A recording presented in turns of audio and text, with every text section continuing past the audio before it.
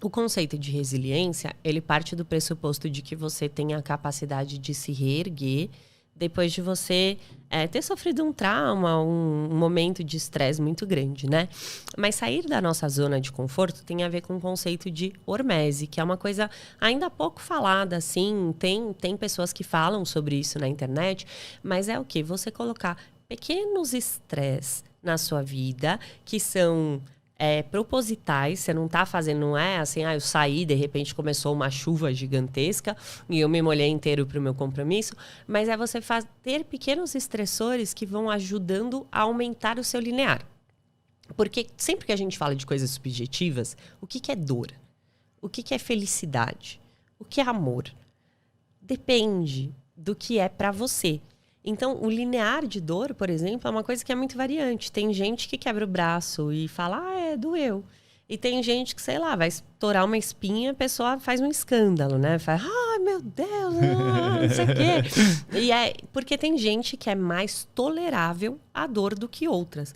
O que normalmente faz você tolerar mais a dor? As suas experiências anteriores. Alguém que sentiu mais dor tende a sentir menos dor. Um atleta, ele está muito acostumado a colocar o corpo dele no limite e a sentir dor. Isso gera dor, né? É uma dor deliberada, ou seja, ele quis aquilo, né? Ele foi lá treinar porque ele quis, ele se propôs a fazer aquilo. Só que aquilo vai ajudando ele ao longo do tempo, ele vai sentindo menos dor.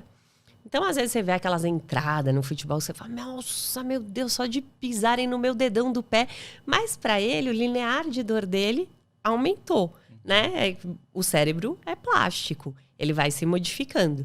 E é a mesma coisa com esse conceito de hormese. Então, você colocar um banho gelado na sua rotina, que não é agradável.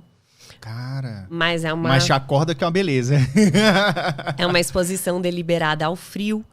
E isso vai fazer com que você, além de melhorar várias questões metabólicas, que isso tem um monte de estudo científico falando, inclusive para pessoas que têm doenças crônicas, como diabetes, por exemplo, vai te ajudar a ser um pouco menos antifrágil. Por quê? Porque aí aquela pequena coisinha, ela dói menos. Eu tive uma professora na faculdade que ela falou uma coisa que eu achei extremamente interessante, assim, né? Ela falou que a dor... ela era por memória. Ela funcionava por memória. E aí ela falou assim pra gente, que ela tinha tido filhos e que ela achou que ela nunca mais na vida dela ela sentiu uma dor como ela sentiu a dor do parto. Porque ela já tinha tido filhos. Então, hoje em dia, a dor de cabeça não era nada. Até que ela quebrou a perna, o fêmur. E ela quebrou correndo. E aí ela falou que aquela dor foi a maior dor da vida dela e que depois daquilo, qualquer coisa que acontecia na vida dela, era como se a mente dela dissesse assim, isso aqui não é nada. Isso aqui não é nada. Relaxa, aqui não é nada. Isso aqui não é nada. Então, mesmo dor física ou psicológica, porque o conceito de dor, ele tá vinculado, né? Não existe só dor física e nem só dor psicológica, né? A dor psicológica, ela é física, porque dói, né? Dor de amor dói, você sente que tá doendo, né? E o contrário também, porque aquilo também, né, martiriza seus pensamentos. Então, o conceito de dor é um conceito que ele fala sobre você não estar bem psicológico e mentalmente, estar desconfortável dos dois jeitos. E ela falava, hoje em dia eu sou muito mais tolerante à dor. Então, você colocar esses pequenos estressores. Wesley usa um exemplo que eu acho muito legal da infância. Então, assim, ao invés de você comprar o picolé pro seu filho, fala pra ele comprar. Porque pra ele é estressante. Não, mas eu é lembro pouquinho disso. Estresse. Pra pedir pizza, né? Teve um tempo que eu falava assim, não, pai, eu vou querer tal sabor. Eu falei, não, filho, agora você vai ligar na pizzaria. No tempo que ligava pra pizzaria, tá, gente? Você ligava, girava. Alô, da pizzaria. Aí ele fazia eu pedir. Às vezes eu me enrolava, ele me orientava. Tá, meia calabresa, meia mussarela, sei lá. Eu falava. Então, isso é verdade. Isso fez com que eu ficasse mais desenvolto, mais independente, né? E você consegue trabalhar a comunicação. Né? Porque às vezes você fala assim, não vou pedir, não sei o quê. E conforme você vai fazendo, né? Você vai vendo que não é nada. que você dá conta daquilo. verdade. Então, isso pro resto também. Só que, lógico, moderado, né? Não vai, sei lá, vou morar debaixo da ponte. Pra não ver, é vou me bom. fortalecer. É pouquinha coisa. E eu acho de verdade que quando você sabe disso, hoje, quando eu olho para as coisas, eu falo assim, tô com muito, muito frio, eu sou muito friorenta.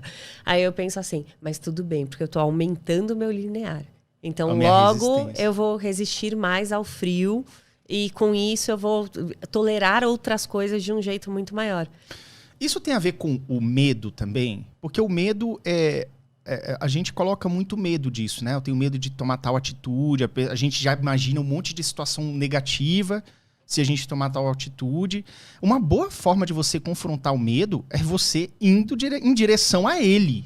Na verdade, não é a única. Isso, inclusive, eu li um livro recentemente sobre isso. Agora, você estava falando, estava tentando lembrar o nome do livro. Não lembro. Mas, não lembrei. Depois eu vou lembrar do nada e vou falar, então o livro é esse. Mas ele falava sobre isso, que você deve seguir os seus estressores. O caminho é justamente aquilo que você tem medo de fazer. Tem um livro muito, muito legal, que não tem a ver com psicologia nem nada, mas é do Dale Carnegie. Eu gosto também. Como fazer amigo, influenciar pessoas, isso, né? Esse eu amo, acho que mudou minha vida, mas ele tem um que é como vencer as preocupações e começar a ser feliz. E esse livro, ele fala uma coisa muito legal e é um conceito que eu até trabalho com os meus pacientes, assim. Qual que é a pior coisa que pode acontecer? Né? Tipo assim, eu morro de medo de panfletar e sei lá. E qual que é a pior coisa que pode acontecer? Tá, e se isso acontecer? O que você vai fazer? Tá, e se isso acontecer? O que você vai fazer? Por quê? Porque a gente se adapta. E normalmente, aquele medo diminui porque você fala assim, caramba, não, eu saberia o que fazer. Porque eu tô pensando no pior cenário, que normalmente não é o cenário real. Então, também tentar entender o que está te gerando medo, né? Porque às vezes o paciente chega no consultório e fala assim, eu tenho medo de chuva, eu tenho medo de andar de carro, eu tenho medo de viajar de avião. Parece que são medos totalmente opostos, mas do que essa pessoa está falando que ela tem medo? Da morte. Da morte. A gente sempre tem medo da morte. Na verdade, até panfletar, a gente acredita que vai morrer. Que vai morrer. É um medo tolo. E aí, pensa em o que você faria se for a pior coisa?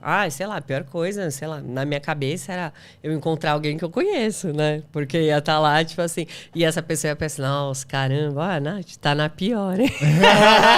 Não, eu tô ajudando um amigo. E aí, o que eu faço? Era o meu nome, né? A pessoa ia me conhecer. Olha, eu tô panfletando, tá errado aqui, escrever errado.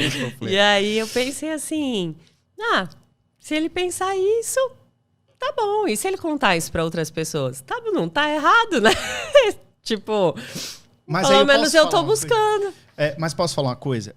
Eu entrevistei uma pessoa aqui há um tempo atrás, a advogada Amanda. A Amanda, ela tem acho que tem 31, 32, uma coisa assim. E ela já tem um escritório bom aqui em Brasília e tudo. E ela falou assim, cara, há tantos anos atrás, acho que uns 10 anos atrás, ela ia na rodoviária.